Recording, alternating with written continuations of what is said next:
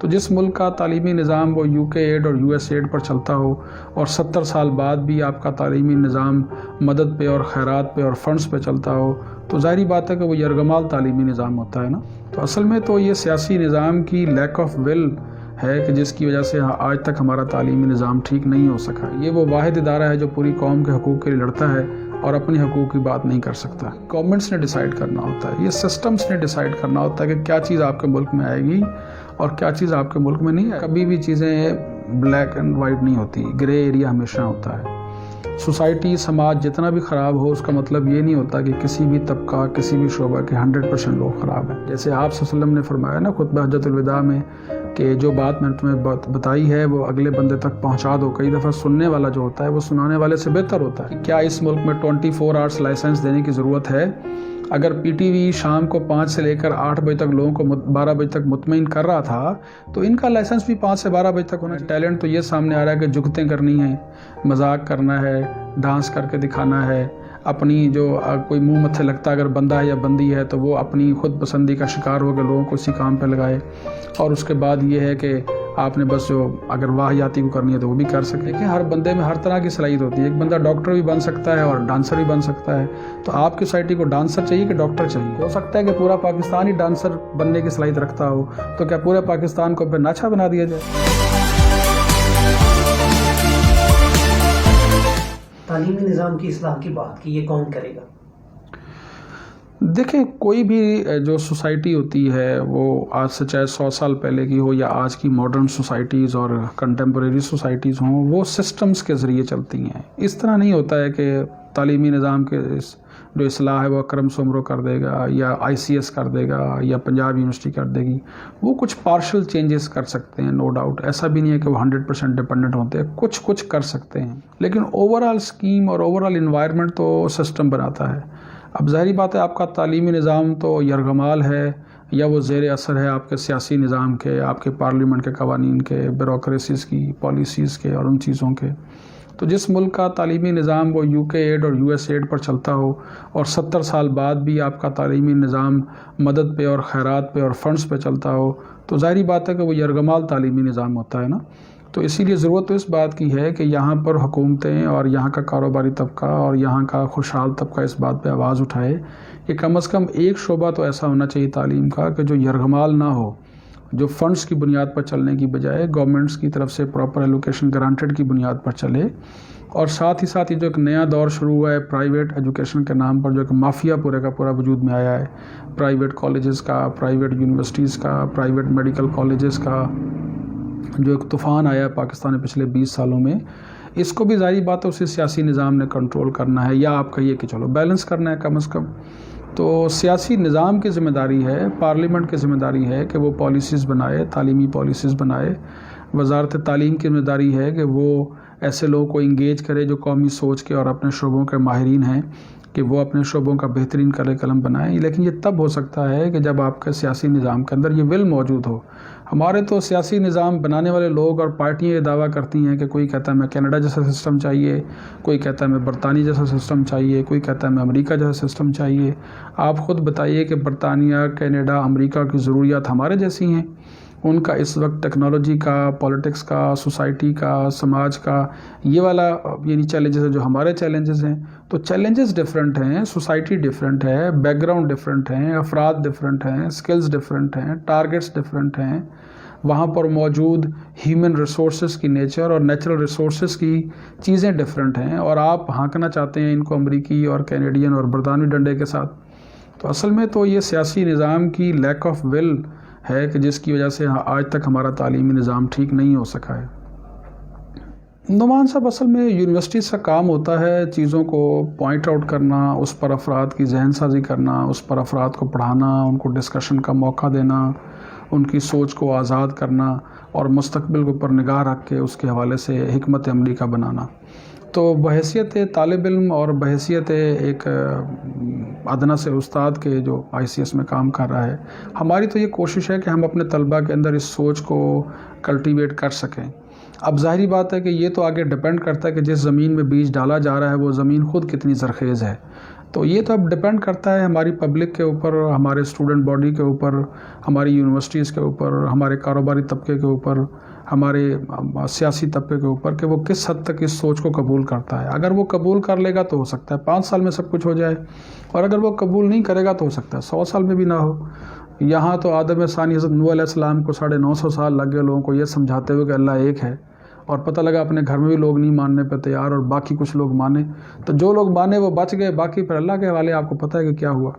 تو اسی لیے بات کی جاتی ہے تاکہ بات سمجھنے والے بندے تک بات پہنچ سکے۔ جیسے آپ صلی اللہ علیہ وسلم نے فرمایا نا خطبہ حجۃ الوداع میں کہ جو بات میں نے تمہیں بتائی ہے وہ اگلے بندے تک پہنچا دو۔ کئی دفعہ سننے والا جو ہوتا ہے وہ سنانے والے سے بہتر ہوتا ہے، جس کا مطلب یہ ہے کہ اس میں بہتر انداز میں عمل کر سکتا ہے۔ تو ہم تو گفتگو کر رہے ہیں کہ اس تعلیمی نظام کو بدلنا چاہیے، ڈیجیٹل ٹیکنالوجی کے حوالے سے ذمہ داری پیدا ہونی چاہیے، جس طرح باقی سوالات آپ نے کیے ہیں اس پر گفتگو ہونی چاہیے۔ اب ظاہری بات ہے چلو ہم نہیں کر سکیں گے، جس تک ہماری بات پہنچے گی وہ ہم سے یقیناً بہتر کوالٹی کا مالک ہوگا جو طالب علم آتا ہے، تو وہ انشاءاللہ یہ تو ہونا ہے، کیونکہ جس طرح پانی اپنا راستہ خود بناتا ہے، ایسے جب انسانی سماج میں مسائل پیدا ہوتے ہیں تو وہ انسانی سماج ہاتھ پیر تو مارتا ہے نا اپنے حالات کو بہتر کرنے کے لیے۔ تو ظاہری بات ہے ہمارے طالب علم بھی ماریں گے، ہمارا معاشرہ بھی مارے گا، اور انشاءاللہ آج نہیں تو کل، کل نہیں تو پرسوں تبدیلی تو ضرور آئے گی، اور وہ تبدیلی انشاءاللہ جب بھی کبھی آئے گی حقیقی تبدیلی تو وہ اس عوام کی جو ہے وہ ضرورتوں کے مطابق ہوگی، اور اس عوام کی ضرورتوں کے مطابق تعلیمی نظام بنے گا تو انشاءاللہ آپ دیکھیں گے کہ یہ بڑی ٹیلنٹڈ قوم ہے، اور دن دگنی رات چگنی ترقی کر کے دکھائے گی پوری دنیا کو یہ قوم۔ اب تک آپ نے ساری جو اپنی سروسز تھیں وہ میڈیا اسٹڈیز کے لیے وقف کر رکھی ہیں، تو میرا آپ سے سوال یہ ہے، صحافت کو ریاست کا چوتھا ستون کہا جاتا ہے، تو کیا صحافتی حلقہ جو ہے وہ اپنی ذمہ داریاں پوری کر رہے ہیں؟ دیکھیں جو صحافتی طبقہ ہے، دیکھو بات یہ نعمان صاحب کہ کبھی بھی چیزیں بلیک اینڈ وائٹ نہیں ہوتی، گرے ایریا ہمیشہ ہوتا ہے۔ سوسائٹی سماج جتنا بھی خراب ہو اس کا مطلب یہ نہیں ہوتا کہ کسی بھی طبقہ کسی بھی شعبہ کے 100% لوگ خراب ہیں۔ اگر ڈاکٹرز کی بات کی جائے تو 100% ڈاکٹرز نہ خراب ہیں نہ ٹھیک ہیں، ٹیچرز کی بات ہو نہ 100% ٹھیک ہے نہ خراب ہیں، اگر علماء کرام کی بات ہو نہ 100% ٹھیک ہے نہ خراب ہیں۔ اسی طرح سے جو صحافتی طبقہ ہے ظاہری بات ہے وہ بھی نہ 100% پہ ٹھیک ہے نہ خراب ہے۔ چیزیں ہوتی ہیں، اپنے جو ڈسکورسز بنتے ہیں خاص طور میڈیا میں وہ بنتے ہیں ان لیمیٹیشنز کے اندر جو میڈیا کے اوپر ہوتی ہیں۔ اب ہمارے ہاں ایک تو گورنمنٹ کا پریشر تو کسی دور میں تھا، اب تو نہیں ہے، اب خود جو کمرشل فورسز ہیں جو میڈیا کے اوپر ایک پریشر کے طور پہ کام کرتی ہیں، خود مالکان کا جو پریشر ہے صحافیوں کے اوپر، خود اس میڈیا آؤٹ لیٹ یا میڈیا چینل کا جو پریشر ہوتا ہے صحافیوں کے اوپر، وہ ان کے خود بخود لیمیٹیشنز طے کر دیتا ہے۔ تو صحافتی طبقے میں تو بہت بڑے بڑے نام اور بہت بڑے بڑے لوگ موجود ہیں جو بہت بڑا کام کر سکتے ہیں، جو بڑے یعنی کیا کہنا چاہیے انفارمڈ ہیں، اور جن کا بڑا نالج ہے اور بڑی ریڈنگز ہیں اور بہت تجربہ ہے، لیکن ظاہری بات ہے کہ وہ بیچارے بھی مجبور ہیں کہ جس صحافتی ادارے کے ساتھ وہ جڑے ہوئے ہیں اور جو صحافتی ادارے کی پالیسی اگر اس کو فالو نہیں کریں گے تو پھر کہاں جائیں گے۔ تو اسی لیے دوسری طرف سے ظلم یہ ہے کہ گورنمنٹ آج تک ویج بورڈ کے ذریعے سے اور جاب کے تحفظ کے حوالے سے کوئی پالیسی بنوا ہی نہیں سکی ہے۔ تو یہ وہ واحد ادارہ ہے جو پوری قوم کے حقوق کے لیے لڑتا ہے اور اپنے حقوق کی بات نہیں کر سکتا۔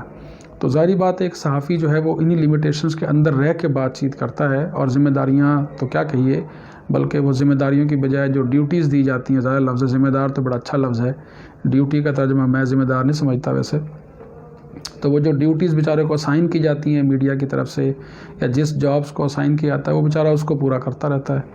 تو کم از کم اس کی جاب کی سیکیورٹی جب تک یقینی نہیں بنائی جاتی ہے، اس کے فیوچر کو جب تک تحفظ نہیں دیا جاتا ہے، اس کے حال کو جب تک تحفظ نہیں دیا جاتا ہے، اس وقت تک وہ اپنے معاشرے کی پوری طرح ذمہ داری نہیں نبھا سکتا ہے۔ حضرت عمر رضی اللہ تعالیٰ عنہ نے ایک دفعہ جمعہ پڑھاتے ہوئے کہا کہ یہ مال میرا ہے، میں خلیفہ ہوں، جیسے مرضی خرچ کروں۔ تو ساری مسجد میں خاموشی رہی، مسجد نبوی میں۔ دوبارہ آپ نے یہ جملہ کہا تو مسجد میں خاموشی رہی۔ تیسری دفعہ جملہ کہا تو ایک نوجوان کھڑا ہو گیا، انہوں نے کہا نہیں جی، یہ بیت المال کا مال آپ کا نہیں ہے، یہ مال جو ہے وہ ریاست کا ہے اور آپ اپنی ذات پر اس کو خرچ نہیں کر سکتے ہیں، اور اگر آپ ایسا کریں گے تو ہم آپ کا ہاتھ روکیں گے۔ تو حضرت عمر رضی اللہ عنہ نے فرمایا کہ الحمدللہ کہ ایسا ہمارے ملک میں ایسے نوجوان ہماری ریاست میں موجود ہیں، اور الحمدللہ عمر کا نظام ایسا ہے کہ جس میں لوگ سوال کر سکتے ہیں۔ تو بات یہ ہے کہ اس کا ماحول تو بنائیں آپ، لوگ تو چیک اینڈ بیلنس کو مینٹین کرنے یا اس کو بنانے پہ تیار ہیں۔ صحافت میں تو بڑا پوٹینشل موجود ہے، لیکن آپ پہلے ایسا ماحول تو بنائیں کہ جہاں پر سوال کرنے والے کو تحفظ حاصل ہو کہ وہ خلیفہ سے بھی سوال کر سکے. یہاں تو خلیفہ تو بڑے دور کی بات ہے، وہ اپنے مالک سے بیچارہ اس کے خلاف بات ہی نہیں کر سکتا. ویسے اگرچہ بدنام خلیفہ ہی ہے، یعنی یہاں خلیفہ سے مراد حقیقی خلیفہ نہیں ہے بلکہ حکومت ہے یا اسٹیبلشمنٹ ہے، لیکن وہ بیچارہ تو اپنے مالک کا یرغمال ہوتا ہے. تو اس دائرے میں جتنی ایک رہ کے وہ ذمہ داریاں پوری کر سکتے ہیں اپنی سوسائٹی کی، وہ کر رہے ہیں. میں تو ایسے ہی سمجھتا ہوں کہ وہ بیچارے اپنی طرف سے کچھ نہیں کر رہے بلکہ جو ڈیوٹیز اسائن ہیں اسی کو بیچارے پرفارم کر رہے ہیں. ہاں اس میں رہتے ہوئے جتنا کچھ ہو سکتا ہے وہ کرتے ہیں، اور میرے خیال میں جو کرتے ہیں بہرحال ٹھیک ہی کرتے ہیں. آپ نے ڈیجیٹلائزیشن پہ کافی سارے ایسا گفتگو کی، تو میرا سوال یہ ہے میمز اور ٹک ٹاک، اس کے بارے میں آپ کی کیا رائے ہے؟ دیکھیں نعمان صاحب، تھوڑی دیر پہلے بات ہوئی اور اس پہ جو اویلیبل لٹریچر ہے وہ بھی یہی کہتا ہے کہ آپ جس کو ٹیکنالوجی دیتے ہیں نا، اس کی ذات کا جو سٹرکچر ہوتا ہے، اس کے جو اہداف ہوتے ہیں، اس کے زندگی کے جو مقاصد ہوتے ہیں، اس کے مطابق اس کی یوٹیلائزیشن ہوتی ہے. آپ چھوٹی سی مثال دیکھیے کہ ایک موبائل آپ کے پاس ہے، اور ایک موبائل ایک فروٹ شاپ والے کے پاس ہے، اور ایک موبائل ایک دکاندار کے پاس ہے، اور ایک موبائل ایک ٹیچر کے پاس ہے. اب اگر یہ سارے لوگ اپنے اپنے شعبوں کے حوالے سے سیریس ہیں تو یہ چاروں کے لیے بلیسنگ ہے. ٹیچر اس میں سے آرٹیکل ڈھونڈے گا، فروٹ شاپ والا نئی مارکیٹ کی اپورچونیٹی ڈھونڈے گا، فروٹس کو ارینج کرنے کا طریقہ سیکھے گا، دکانداری ریٹیلرز کے بہترین طریقے سیکھ سکتا ہے، ایک صحافی اس سے بہترین ویڈیو بنا سکتا ہے، اس کے اوپر ایڈیٹنگ کر سکتا ہے اگر تو اپنے شعبوں کے بارے میں سنجیدہ ہیں. اور اگر اپنے شعبوں کے بارے میں سنجیدہ نہیں ہے اور ان کے ہاتھ میں وہ چیز آ گئی ہے تو پھر ظاہری بات ہے کہ اس چیز کا جو یوٹیلائزیشن ہے وہ سب سے بڑا پھر ٹک ٹاک کا ہی ہوگا. تو اسی لیے بات یہ ہے کہ یہ ٹک ٹاک کا یوٹیلائزیشن اس لیے ہو رہی ہے کہ آپ کے پاس کوئی ہدف نہیں ہے، کرنے کے لیے کوئی کام نہیں ہے، اور انفارچونیٹلی جس شعبے میں آپ چلے گئے ہیں اس شعبے کا ویژن بھی آپ کے پاس نہیں ہے. اور اس کی دوسری سائڈ یہ ہے کہ یہ گورنمنٹس نے ڈیسائیڈ کرنا ہوتا ہے، یہ سسٹمز نے ڈیسائیڈ کرنا ہوتا ہے کہ کیا چیز آپ کے ملک میں آئے گی اور کیا چیز آپ کے ملک میں نہیں آئے گی. آپ ماشاءاللہ خود جرنلزم کے اور کمیونیکیشن کے اسٹوڈنٹ ہیں، تو مینی وائسز ون ورلڈ کے نام سے جو رپورٹ پبلش ہوئی 1970s میں، آج بھی اس رپورٹ کو آپ پڑھ کے دیکھیے، یونیسکو کی رپورٹ کو، اور آپ کو فیل ہوگا کہ آج بھی بالکل وہی باتیں ہیں کہ جب تک اسٹیٹ ڈیسائیڈ نہیں کرے گی، کنٹرول نہیں کرے گی، تو اس طوفان کو تو آپ نہیں روک سکتے. اب یہ تو اسٹیٹ نے ڈیسائیڈ کرنا ہوتا ہے نا، یہ تو یہاں کے پی ٹی اے نے ڈیسائیڈ کرنا ہے کہ کیا چیز آنی چاہیے کہ نہیں آنی چاہیے. پہلے ایک چیز آ جاتی ہے، اس کا نشہ آپ لگا دیتے ہیں، لوگ نشئی بن جاتے ہیں، اور بعد میں آپ کو پتہ لگتا ہے کہ اوہو یہ چیز تو بڑی خراب ہے. تو پہلے آپ خود کیا نشہ پی کے سوئے ہوئے تھے؟ یعنی یہاں کے لوگوں کو پتہ نہیں تھا. میں تو یہاں کی حکومت کے حوالے سے ہمیشہ کہتا ہوں کہ کیا اس کو 2001 میں مشرف صاحب کو اسٹڈیز نہیں کروانی چاہیے تھی کہ کیا اس ملک میں 24 آورس لائسنس دینے کی ضرورت ہے؟ اگر پی ٹی وی شام کو 5 سے لے کر 8 بجے تک لوگوں کو 12 بجے تک مطمئن کر رہا تھا تو ان کا لائسنس بھی 5 سے 12 بجے تک ہونا چاہیے تھا. اس کو کیا ضرورت تھی لائسنس یعنی 24 آورس دینے کی؟ آپ نے اپنے لیے خود جو ہے وہ عذاب کھڑا کیا ہے. ایسے ہی آپ جب کسی بزنس کو کسی کو کرنے کی اجازت دیتے ہیں تو دیکھنا ہوتا ہے نا کہ اس بزنس کی ڈائمینشنز کیا ہیں، کہاں تک اس کو اجازت دینی ہے. تو یہاں پر مسئلہ یہ ہے کہ ہماری حکومتیں جب کوئی ڈیسیژنس کرتی ہیں تو وہ دور اندیشی کے ساتھ نہیں کرتی ہیں. اسی لیے بعد میں یہ میمز کا، ٹک ٹاک کا اور واٹس ایپ کا اور اس کے پرابلم سامنے آتے ہیں. تو لوگوں کو ان کے شعبوں کے حوالے سے اسکلڈ کریں، لوگوں کو ان کو شعبوں کے مناسب شعبے میں ان کو بھیجیں جو ان کی شخصیت کے مطابق ہے. ماحول بننا چاہیے قوم کے اندر چیزوں کو سیکھنے کا، آگے بڑھانے کا، اور پھر سسٹم کو ایسی چیزوں کو پہلے ہی فلٹر کرنا چاہیے. تو باقی جو ہلکی پھلکی انٹرٹینمنٹ ہے، کسی نے گانا سننا ہے، فلم دیکھنی ہے، تو جو اس کا مناسب سورس ہو سکتا ہے وہ اویلیبل بھی ہونا چاہیے تاکہ لوگ انٹرٹینمنٹ کی طرف بھی جائیں. لیکن انٹرٹینمنٹ کے نام پر لوگ خود پسندی کا شکار تو نہ ہونا، یہ چیز تو خود دیکھنی ہے. نہیں، یہ جسٹیفیکیشن بھی دی جاتی ہے کہ ٹک ٹاک سے نیا ٹیلنٹ سامنے آ رہا ہے، اس کے بارے میں آپ کیا کہیں گے؟ اور ٹیلنٹ یہ تھوڑی سامنے آ رہا ہے کہ انجینئر بننا ہے، ڈاکٹر بننا ہے، ٹیچر بننا ہے، بزنس کرنا ہے.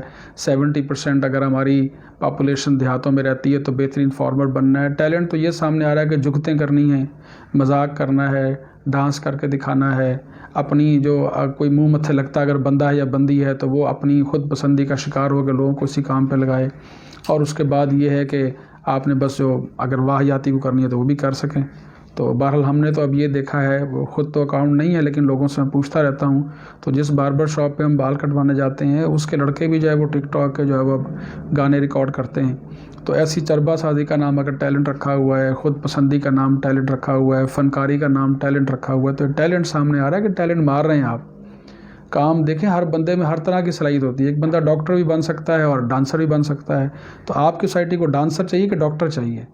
اب اگر آپ اس کو ماحول ڈانسر کا فراہم کریں گے تو وہ ڈانسنگ کی طرف توجہ دے گا، ڈاکٹری والی صلاحیت تو مر جائے گی. آپ دیکھیے آپ کا لیفٹ ہینڈ جب اس سے آپ کام نہیں کرتے ہیں تو ایک خاص عرصے کے بعد کیا ہوتا ہے کہ رائٹ ہینڈ زیادہ طاقتور ہوتا ہے، زیادہ ہیبیچول ہوتا ہے کام کرنے کا بنسبت لیفٹ ہینڈ کے. تو ایسے انسان کی صلاحیتیں ہوتی ہیں نا. ہو سکتا ہے کہ پورا پاکستان ہی ڈانسر بننے کی صلاحیت رکھتا ہو، تو کیا پورے پاکستان کو پھر ناچا بنا دیا جائے؟ تو بات تو یہ ہے کہ یہ اگر کسی کی صلاحیت ہے تو اس صلاحیت کو اگر تو فروغ دینے کی ضرورت ہے تو ضرور دینا چاہیے. ہمیں تو ایسے ٹیلنٹ کو پھر ابھارنا چاہیے. اور اگر آپ کو یہ لگتا ہے کہ اس ملک کو زراعت کی ضرورت ہے، اچھے سیاستدان کی ضرورت ہے، اچھے انجینئر کی ضرورت ہے، اچھے ٹیچر اچھے ڈاکٹر کی ضرورت ہے، اچھے بھائی کی اچھی بہن کی ضرورت ہے، تو پھر ظاہری بات ہے کہ آپ اس طرح کی چیزوں کو پروموٹ کریں. تو یہ ٹیلنٹ نہیں سامنے آ رہا، یہ خامیوں کو ابھارنے کا آپ نے پلیٹ فارم بنایا. اور خامیاں بھی وہ جو انسان کو اپنی ذات کے دائرے سے آگے سوچنے کا موقع ہی نہیں دیتی. وہ اپنی ناک تک صرف دیکھ سکتا ہے، اس کو کچھ پتہ نہیں ہے کہ میرے گھر میں کیا ہو رہا ہے، میرے خاندان میں کیا ہو رہا ہے، میرے محلے میں کیا ہو رہا ہے. وہ ایک کمرے میں بند ہو کے، خاتون ہے یا مرد ہے یا بچہ ہے، چھوٹا ہے یا بڑا ہے، وہ تصویریں بنا کے صرف جو ہے وہ اپلوڈ کیا جاتا ہے. اور آپ نے اس کو ایسے نشے کا عادی کر دیا ہے کہ وہ خود بھی گیا، اس کا گھر بھی گیا اور سوسائٹی پوری کی پوری گئی.